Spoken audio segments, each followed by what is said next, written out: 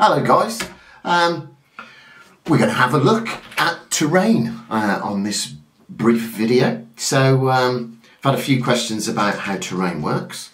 The first thing I would say, whenever you have any war game, not just Baron's War really, one of the first things you should do after shaking hands with your new opponent is talk about the terrain. It's much better to iron out any differences of opinion at that point rather than later on in the game. So generally, custom and practice, talk about the table. So we've got a nice little setup here, so let's talk terrain. What have we got? So we've got some linear obstacles, these stone walls and a nice fallen tree. The rules really don't differentiate between the types of linear obstacle. It needs to be an inch or less. If it's taller than an inch, it starts to become something else, and it can become impassable and block line of sight and stuff like that. So most of the time, and most of the terrain currently available for 28mm tends to make walls about an inch, to be honest. So these are linear obstacles. We've got a building over here. Again, sort out with your opponent beforehand whether you're going to allow going into buildings or not. Generally, certainly for the events and tournaments I've been involved with, we've tended to just say you can't go into buildings because it just speeds everything up. So we've got a building, we've got a hill. Now, hills we'll come back to in a minute, but they can be very important in Baron's War, like they were for real in medieval military engagements. Being on a hill gives you an advantage. We've got a pond. There's a couple of ways we could play this. We could play this as rough ground, it doesn't block any line of sight and it restricts movement across it. We've got a nice pig pen, which again is linear obstacles.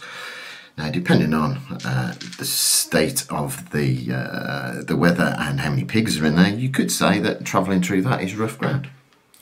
We've got a nice forge. The way I've been playing this is that the template that the forge is on, anything in there is rough ground.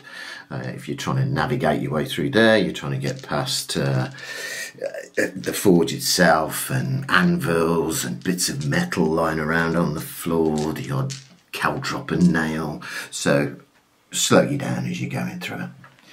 We've got a muddy bit of field that will be rough ground without it restricting any line of sight. Over here we've got some taller wheat in the fields. You could say that that's then area terrain. That's how I tend to play it. So it's going to slow you down crossing it, and it's going to restrict being able to see from one side to the other. Then over on this side we've got a river. The rules differentiate between little streams that you can just wade through without it being a problem, right through to impassable terrain. This is deep, you just can't get across it. Within the rules, if you are skirmishers and actually have that ability, then you can cross, but you have to make it across in one go. And then we're on to woods. Woods are impassable to any mounted troops. We tend to try and play where possible a template so that you can move the trees out of the way when your troops are moving through. It's much easier to do it that way than having fixed trees like this one over here. Woods you can either play as open woods, which are passable for infantry, but for cavalry, like I say, they're impassable, or you can play them as forests, which again then become totally impassable. So that's the type of terrain that we have on this board. Right, so let's have a bit of a deeper dive into the different types of terrain and the effect on the game. So we'll start with linear terrain. So we've got this unit of archers here. First of all, let's imagine they just want to move across it. Now for infantry troops, moving across a linear obstacle knocks 2 off their movement, so they're not wearing anything. So move a 6, so to cross the obstacle knocks 2 off, so they'd simply move just 4 inches across. So that's a nice simple one. The cavalry, because you're higher up and you're on a big neddy that can jump over things, for cavalry moving over a linear obstacle, so say this knight moving over here, it's just 1 inch. So that's the effect on movement. Its effect on shooting and any other sort of missile. You cannot see with line of sight over 2 pieces of linear terrain. So from where these archers are now to this group of levy peasants in that walled enclosure, they just can't see them because they're shooting over 2 pieces. That changes if they're against the wall. If they're against that piece of linear terrain, then you're now only shooting over 1. You can then hit these because you can see them.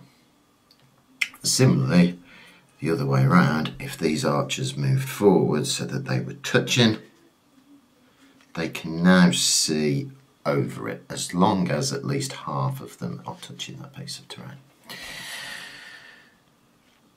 So that's its effect on line of sight. When it comes to its effect on the hits, let's take it in 2 stages. Version 1. These archers are against this log so they can see over it. They're seeing over 1 piece of linear terrain against their target, which is here. There's 6 of them.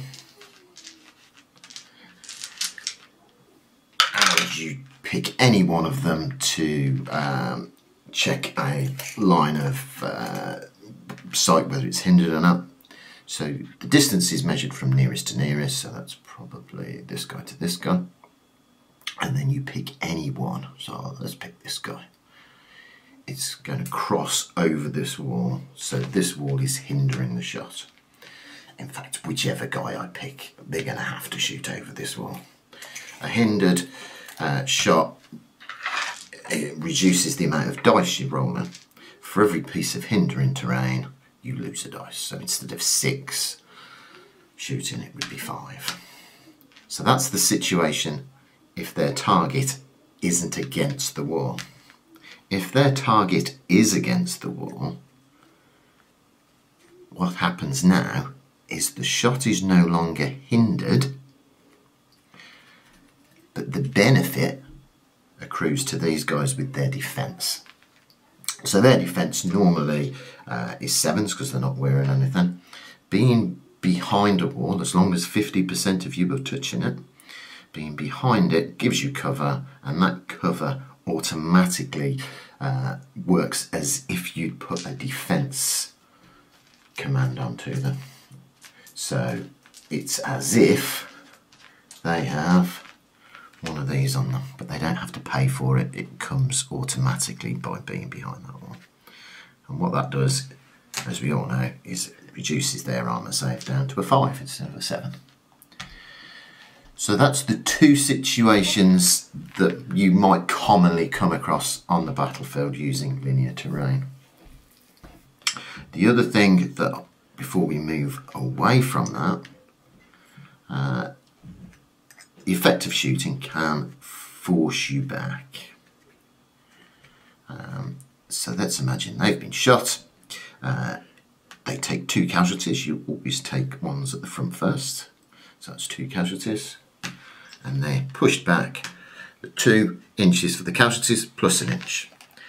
They hit this wall. Now they can cross it with pushback. And again, it's going to take 2 inches off them. So they would then be moving back 1 inch over the wall, which means they're not all going to make it. So it means that some of them are going to be one side of the wall, some the other.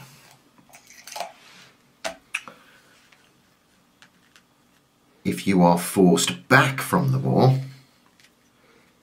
by shooting, so you're pushed away from it, you then can't claim it defending you, but it would hinder any shots across it. Another aspect of linear terrain is when you look at combat resolution and pushbacks, and also its effect on broken troops. So let's have a situation where the archers are shooting at the crossbowmen. They cause 2 casualties, which means they would be forced back directly away 3 inches. But there's a wall behind them. And what that means is they cannot be pushed back over a wall. They're just pushed back to the wall. That's not so much of a problem in missile engagements, but let's imagine that instead of being shot at and pushed back, they've just lost a round of combat. Same situation, lost 2 guys and been forced back 2 inches plus an inch. So they still go back 3 inches and can't complete it because they've hit the wall. That stops them. Now, a rule within the main rule book says that you are trapped if you end up in a situation where you can't move and there's an enemy an inch away. At the moment there isn't an enemy an inch away, but the victors can always consolidate, so they can then move forwards, trapping this unit of crossbowmen against the wall. If you are trapped, you automatically take a casualty, so they will lose another one. And their morale dice goes up from the 2 that they've lost to 3. They would then need a morale check, modified by the 3. Let's imagine they fail and they are now broken. When you are broken, you move directly away your full move. With a break, you can move over a linear obstacle, but it's going to take the 2 inches off you, so they would move away. Instead of the full 4, they'd move back 4 minus the 2, they're moving back 2 inches. So that would push them to here.